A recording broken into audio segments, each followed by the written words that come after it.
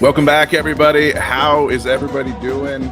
We are here on the Charlotte Soccer Show for the second time today, a double episode in one day because, hey, we're on a 2-game league win streak, 3-game win streak overall, and we have had the last two league wins featured braces from both Justin Mira and Enzo Capetti. So that's pretty cool. So 2 is the theme of the day. Happy Mother's Day. Hopefully everybody got to call their mom out there and make contact with family, spend some time if you were in the vicinity with your mom. You know, like Bear Bryant always said, call your mama. I wish I could call mine. That goes for Mother's Day especially and every day.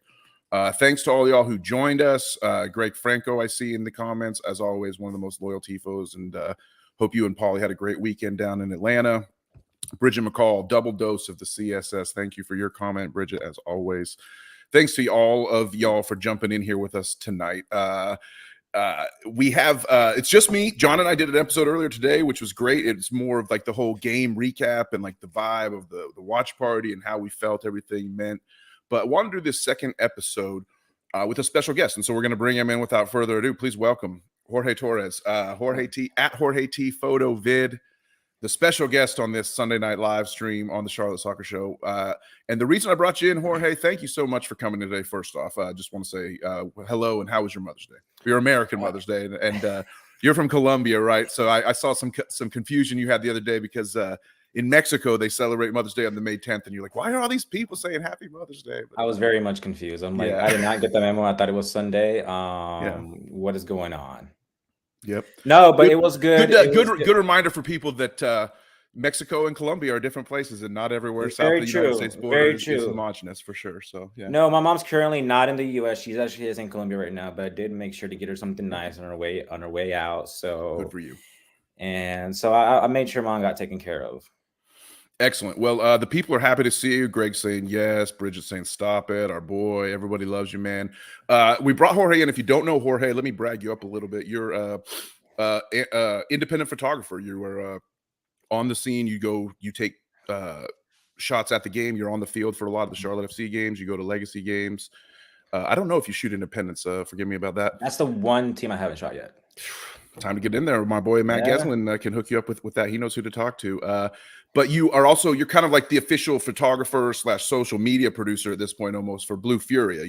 That's how I see you. You can maybe define what that role exactly is. But you work with the Blue Furia. You're on the field taking pictures, and we brought you in tonight because you were on the field with at Atlanta. You got a away day working gig.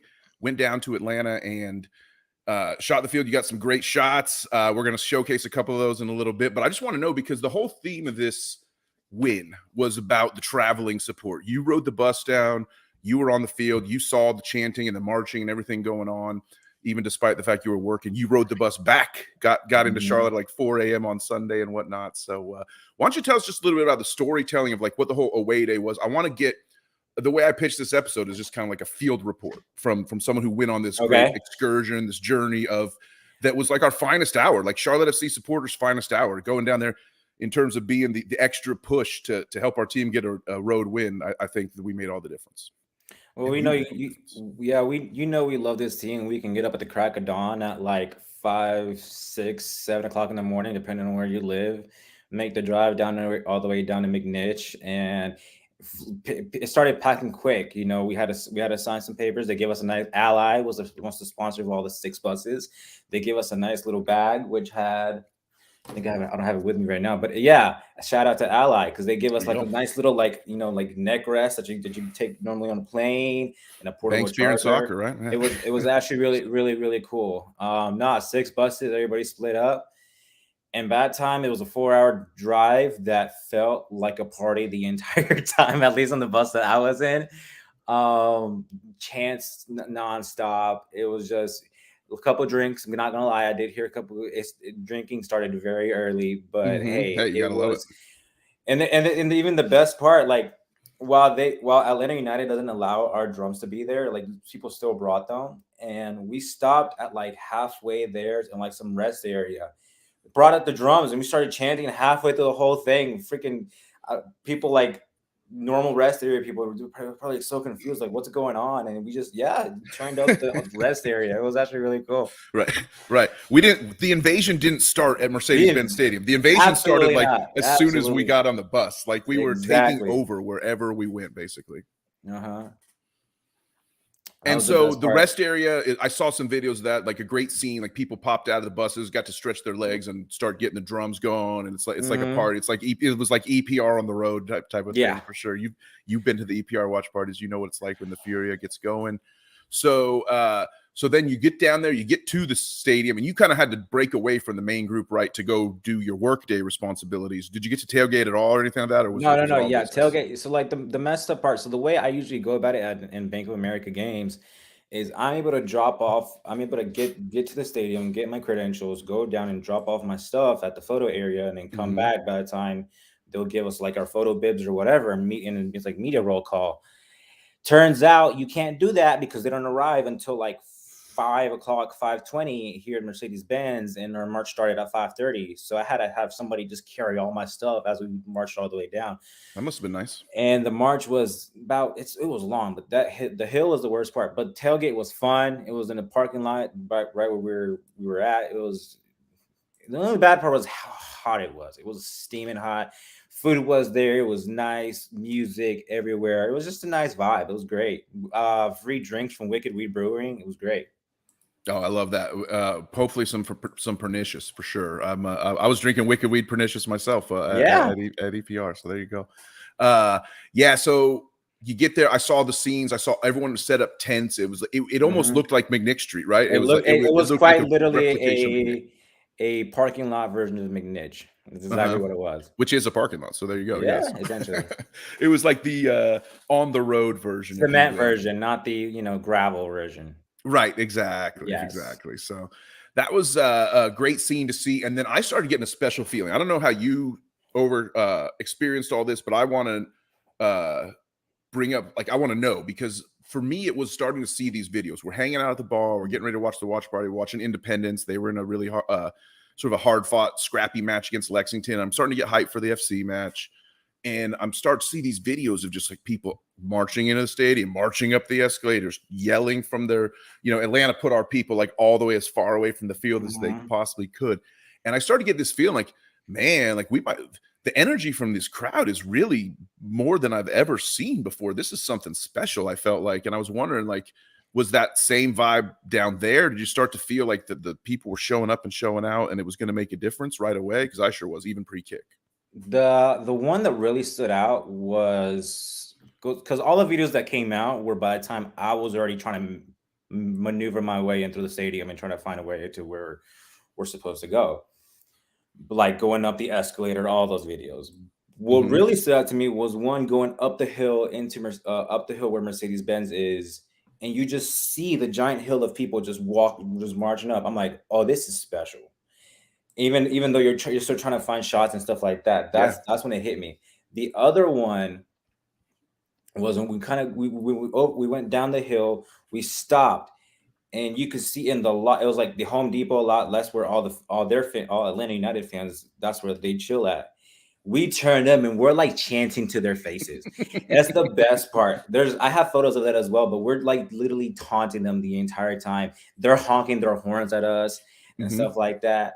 And it was a back and forth. I'm like, Dude. oh, this is legit. And then by that point, it was like, all right, where's my passes? And I had to find my way through. But that's when I Yeah. was like, oh, this is sick. Mm-hmm. This is one of those games. It's like this is And I the don't match. think videos of that are out, but that's actually really cool. I would love to see that, sort of like a intersection confrontation, I guess, basically. Mhm. Just yeah, exactly. Literally. Oh, dude, you know me. I would have been. Yeah, there was some of that going on for sure. That would have been me for sure. Unfortunately, just knowing myself and knowing if I was lit up, I would have got aggressive for sure. But shout out to some of the commenters who've joined us here. I want to say hi to Joseph Doak. Joseph, welcome back. Thank you so much. Our fans deserve the team to keep doing well. I agree. The fans, like I keep saying, it's their finest hour last night in terms of just like being able to 100%. be like the minority in a stadium and just like take over. It was so cool hearing on the Apple broadcast. You could hear the Charlotte chants pouring through the TV speakers. They Absolutely did pump insane. a little noise for Atlanta, though. You gotta admit. Yes, exactly. Shout out Andres Echevarria, the coach. We love you, Andres. We rely on you for all coaching insight because you run a bunch of teams. Got there as the tailgate was wrapping up, but the group was awesome. All the CLTFC community celebs, including your Andres, you're a CLTFC community celeb. Come on, man. Such a great vibe. I agree.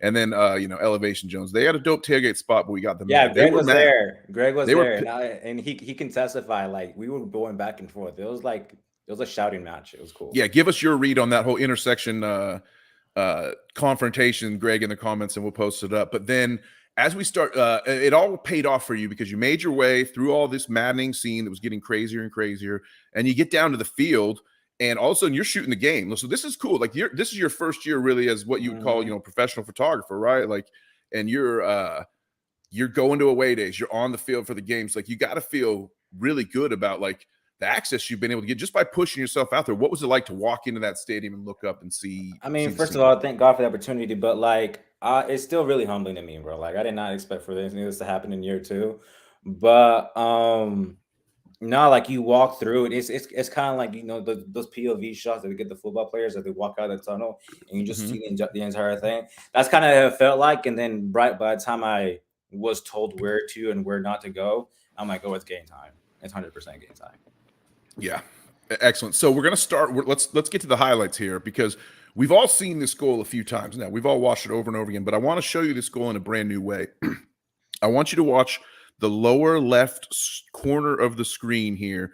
Don't follow the ball; just follow the lower left corner of the screen. Take a look.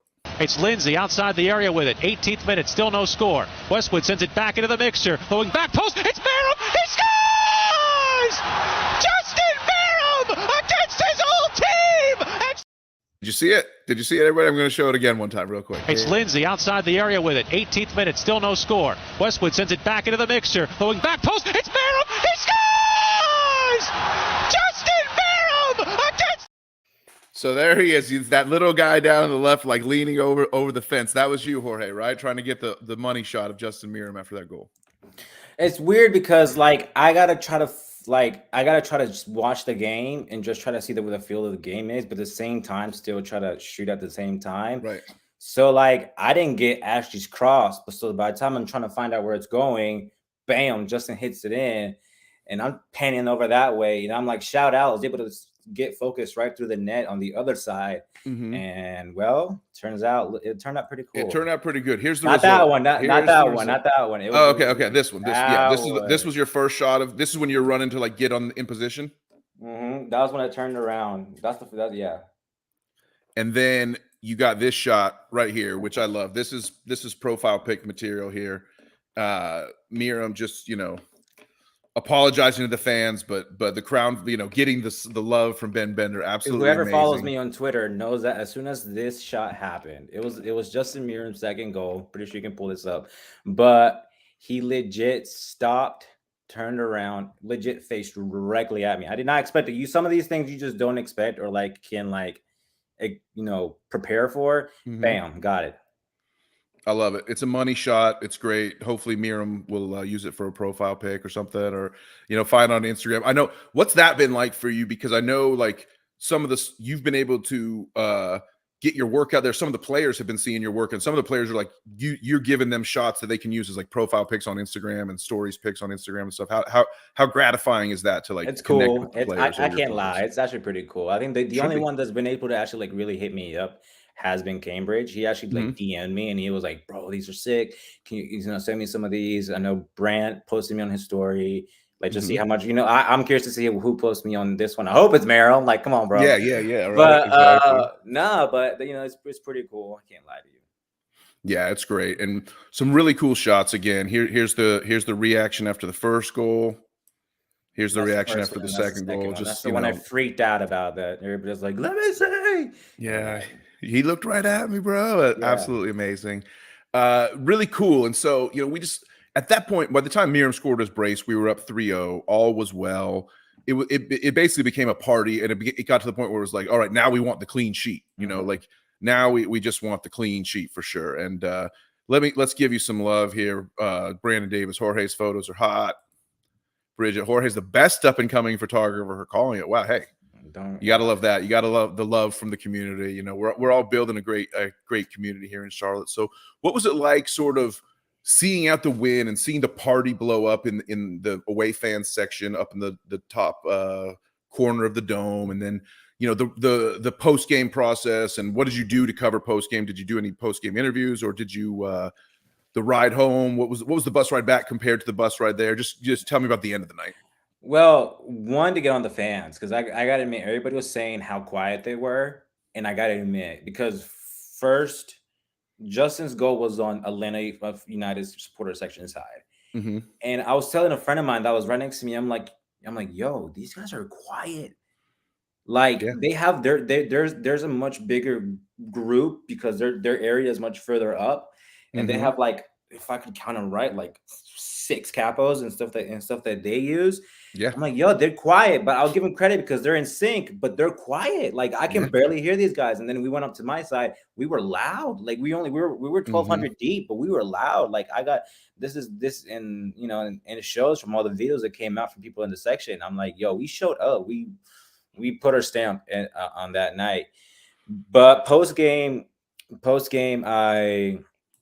I didn't do any post game interview stuff because we were set, like, you got to be on the bus by like 10:30, 11. Yeah. The bus is leaving. Let's go. And you don't want to be the one that holds up 6 buses. Of course, not. Right? Absolutely not. Yeah. No, but I did walk out because I'm pretty sure I'm walking out from the field. I was able to quickly get a small little conversation with Bender, because everybody saw that he got took a knock and got hurt because as play was still going on, he was limping. Like, these are stuff I see that people don't see. Oh yeah, the TV camera showed him limping pretty badly. Exactly, he was limping, and I'm like, yo, what happened? But I saw the previous play that he planted wrong, and I'm assuming Turf Monster got him good, and it seemed like he probably sprained an ankle, just probably rolled it really bad. So I was passing by him as he was, I think, giving his jersey up to a fan. And I asked him, I was like, dude, what happened? Are you all right? He's like, yeah. And in his little weird accent voice. He's like, yeah, I'm fine. I think it was just. I want to hear you do the Bender accent. You can't just mention the accent and then not attempt it. Come on. I can't do it. Okay, I'll let you. But he was, he just told me, he's like, yeah, I'm fine. It was just a little, ankle injury and stuff like that. And I looked down, bro. He's got a whole ankle wrapped up in ice and stuff like that. I'm like, I don't know, but I hope it heals up, because I've had ankle injuries and they take a hot minute. But those, So I gave him a nice little conversation, a fist bump to Mackenzie Gaines on the way out. So. Fist bump challenge. So, and then it was just a race to the bus on the way back, and it was quiet. People were tired. Really? Yeah, I imagine. Like, it was nonstop singing and chanting on the bus, and then I'm sure it was like nonstop, just like pure silence. No, the only thing I heard was some lady trying to watch the show right next to me, and she fell asleep as well. Come on, girl. What are you doing? Get some. Exactly. Everybody just crashed. All right, I gotta come out strongly against playing your volume in public without headphones. That is a very New York City thing to do. We don't tolerate that down here in the South. So, but excellent. I'm glad that you were able to go. I'm glad that you're living your dream, man. And like, that's what I like to see. Like, one thing I've loved to see with the birth of this club is the people who have grown up around it to create the content around it. Who have creative expression in their hearts and want to take advantage of the fact that we have this new thing and this new club and give a chance to document it their way. And that's what John and I are doing with this show. That's what you're doing with your photos. So thank you for popping in with us and giving us the story time a little bit about what it was like to go down there and take over Atlanta. I'd love to hear just a little bit more about, just in the couple minutes we got here before we bounce out. Tell me a little bit about photography. What drew you to it? Why do you love to shoot? What does the lens sort of give you the freedom to do when you're seeing things and stuff like that? I love to hear photographers talk about their craft. Oh, God. I started out just not really. First of all, it came out of the blue for me, not even knowing what I wanted to do right after high school. Mm-hmm. And it was just something that grew, just out of realizing, you kind of liked it, or you're just was the guys like, hand him the camera. Mm-hmm. But after that, then it grew. Then it was taking time just to actually learn everything. But now being on the sidelines, I feel like I'm on these players' side for a second, for a bit, because on people on the stands, they get so critical. You're like, ah, and then Yeah.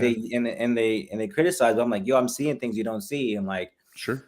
and I You appreciate saw that, what but you saw how Bender got hurt, for example. yeah, I saw how Bender got hurt, probably stuff like that. And people, sometimes even go at Copetti, and I'm like, you guys, this is, he's doing things this way because of this way. But no, I'm able to appreciate, because the story one can tell, like, not everybody has that Justin Miram shot where he looks directly at you and he, gives the class act look and stuff like that. It's just exactly. We'll call it up again. There it is. So it's just there'll be things that just last a lifetime pretty much. Excellent. Well, I want to first off shout out to Elevation Man. Is Mindy Bender watching this evening? I hope she is. I hope she remains a fan of the show. It was excellent meeting her and very impressed with her. Your son was very nice. Yeah, he was very nice to me. Yeah, Ben's the man. I'm glad you got to talk to him. And we're going to end it here on a great quote from Christopher Gallagher, who has an awesome profile pic with him and Serminti, by the way. I'm always here for General Sherman jokes. So we pulled a Sherman and burnt that city down. Sorry, Atlanta, had to do it to you. Peaches is our thing now. I hate to. The Outcast is talking about relocating to Charlotte. Peach cobbler is always a good dessert, so I didn't mind it. But basically everything that, even though they still have us on goal differential because they got that goal back at the end, so technically they've got 4 against us for 3 against them. Yeah. I don't know. How about we're still in the Open Cup, so we'll call that the tiebreaker and go for it. And I think the one thing we take away from this is like, we're still, even though we're still in 12th, it's like we're all tied for 6th. So right. It's like, it doesn't look good on the table right now, but like one win or one loss, things are gonna drastically shift. Yep. Well, Chicago's coming up at midweek. We got injury concerns. We don't know if Juiceviak's going to be okay. We don't know if Bender's going to be okay. We do know Enzo and DJ will be back, but we expect to get a press conference from Laddie Daddy tomorrow that should answer a few questions, hopefully. And we will end it right here. Chris, one more time. I got to see that Serminti profile pic, so I'll pop up Christopher Gallagher's final comment here. What's your Wednesday score prediction, Jorge? And we will. I was only able to watch the highlights of Chicago. Kamara and that Cheese Oats guy. They showed out. Kamara's tough. Kamara's tough. Kamara is like played for. He's older than Justin Miram. Has played for more teams, if you can believe it. So. Exactly. He just looks like he's a tough guy. No. But I think they really squeezed one, even though they pulled out a good one against St. Louis. But give me like a 2-1. I'm gonna give a little grace. 2-1 as a anonymous media guy, but give me like a 2-0 as a fan. I love it. I gotta try to remain a little. I'm gonna say both sides.